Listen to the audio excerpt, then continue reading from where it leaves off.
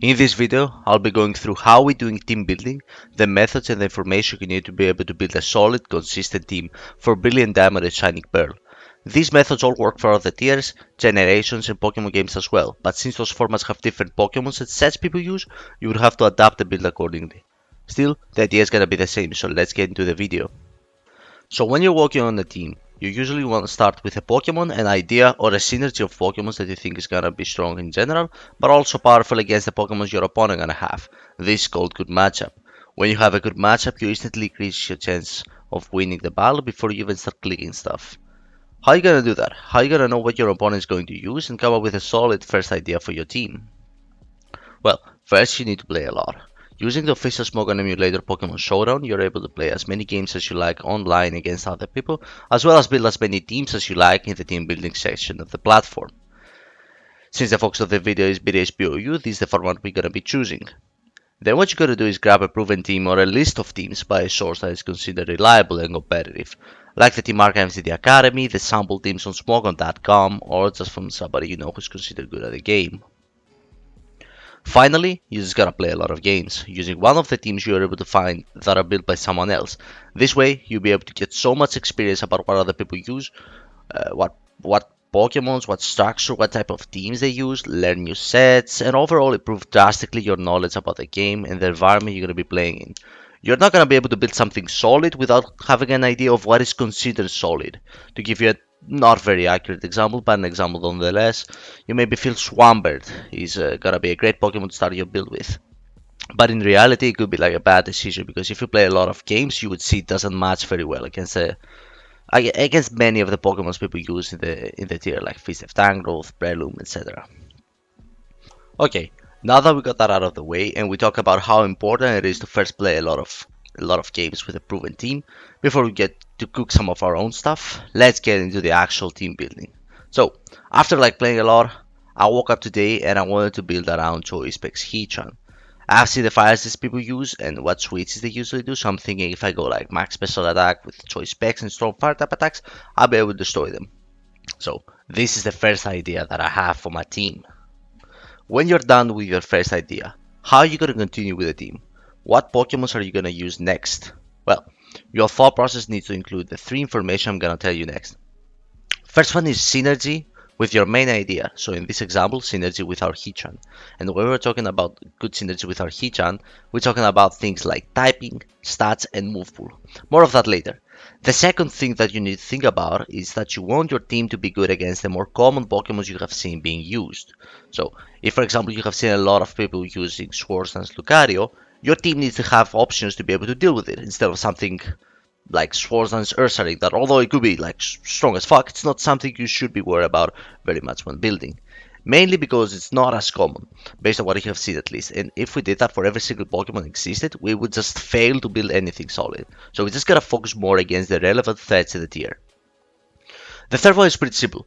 You want your team to have competitive standards. What I mean by that is a list of general things that you want your team to have, depending on the structure of the team you're going for. Let's say I want to build my team and end up as a bulky offense. What those teams need? They need hazard control, they need speed control, they need wall breaking potential, stall breaking potential if you have seen like stall being used very much in the tier, things like that.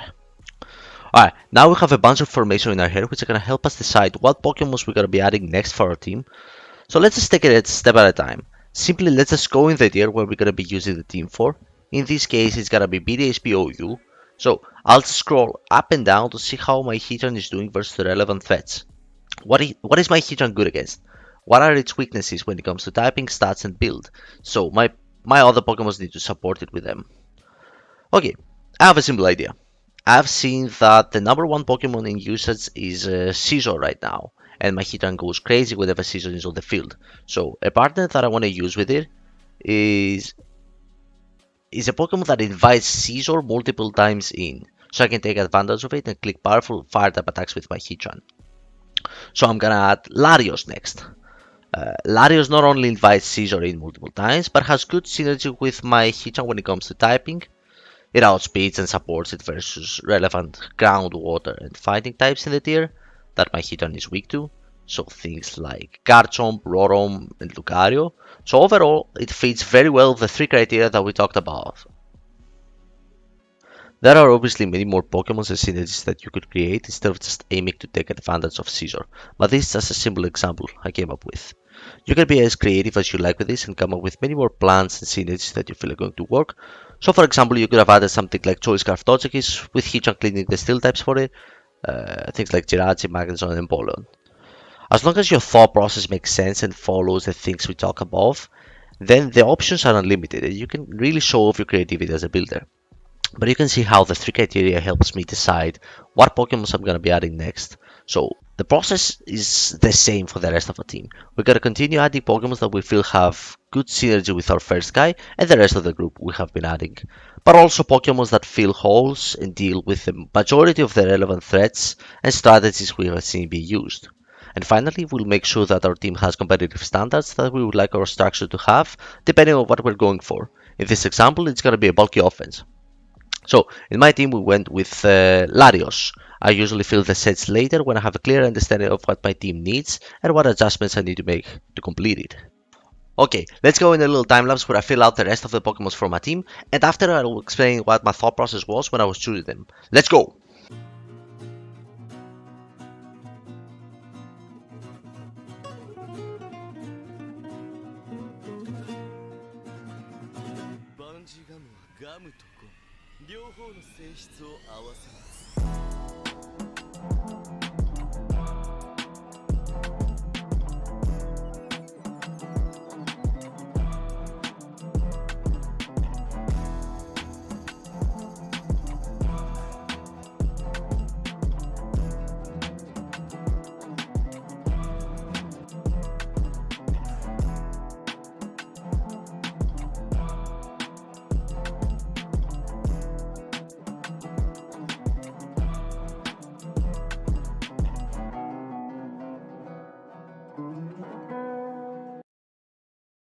Guys, this is the team that I ended up with. Let's take it a step at a time and explain what my thought process was for every single Pokemon and said. So, the third Pokemon I added was Garchomp. I not only wanted a Stealth Rocker since my Hitter inspects and doesn't have them, but Garchomp with Life Orb and Swords Dance is able to really pressure Rotoms and Gliscors, especially if they are if they are Spedef, which would be annoying and able to eat attacks from my Hitchan. It provides an electric immunity, so Volt Switch Magnezone and Rotom, especially from Scar, which is a set I've seen being used, doesn't switch around my team, and this set specifically outside of rocks offensively is walled by Togekiss that my Hitran really takes advantage of. Hitran also supports it versus Fizdef Tangrowth, since my Chomp doesn't have Fire Blast, as well as threaten things like Unaware Clefable and Skarmory that would be annoying for my Chomp. After Garchomp, I added Scizor. I wanted a steel type that would be able to eat attacks from the very threatening special attackers I have seen in the ladder, things like Alakazam, Larios, and Starmie. I didn't want to go for a standard T-Fox Scizor though. I would prefer Swords Dance, which I find overall more powerful, so I thought I would make the Larios Choice Scarf instead, with Defog and Ice Beam. At that point, I realized that my squad was a little bit weak to Dragonite, which get Dragon Dances versus my Hitchan.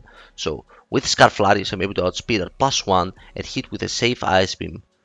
That also hits Gliscor, Scarf Togekiss, and Garchomp for quite well. The next Pokemon I added was Tangrowth. I was first going for Breloom, but I realized I wanted a defensive switch for those physical attackers I previously mentioned. Dragonite and Garchomp, as well as many more Pokemon like Lucario, Breloom, Infernape, and offensive water types like Crorot and Azumarill. It's a more defensive approach to go Tangrowth over Breloom, but I felt it supports my team better and doesn't even lose me much momentum anyway, with its Sleep Powder. Finally, a very viable strategy and type of structure I've seen is Stall, so Knockoff and Regenerator gives me a lot of utility versus those teams. The last member of my team, I knew I wanted it to be a Rotom Wash. I saw my team was very weak against Mamoswine, which has quite good uses from the statistics I have seen, as well as my round on the ladder. I wanted a second layer of security versus Dragon Dance Feralier and Belly Jam Azumarill, and I figured my Tangrowth wasn't enough to deal with its +6 play rough. Plus I wanted the utility to be able to trick a Choice Scarf against defensive Pokemon, so against things like Clefable, Gliscor, and Blissey, so my Hitchan and Garchomp would get a lot more opportunities to beat them, since they are locked into one move. Another utility this Rotom Wash set has, that I feel benefit my team a lot, is against hyper offense teams. I'm able to trick a Choice Scarf against Azel, Pterodactyl, or even Smeargle leads, to keep clicking stealth rocks from turn 1 or switch out, which gives me opportunities to defog or just get momentum with my volt switch. And since Azel FHO is something I have seen a lot and I consider it solid in the tier, I think that its utility is very useful for my team that was previously maybe struggling versus those hyper offensive builds. So, this is my team. The last thing you want to do is simply test it. In theory, our team might seem good and logical, but in practice it might be a very different case and will require us to make adjustments and changes that we previously didn't think of. These are the methods I use to build my teams. Big emphasis on first playing a lot with a proven team in the ladder before you get into team building so you understand the environment you're going to be playing and building for. Team building is nothing too complicated, but at first it might seem difficult and more time consuming than it was in this video. Don't get discouraged if your first few teams don't work. The more you do it, the better and faster you will get at it, and eventually you'll be able to build solid, consistent teams. If you liked the video and you found it useful, please drop a like and a comment, as well as share the video with a friend of yours that you feel might benefit from this guide. Thank you for watching.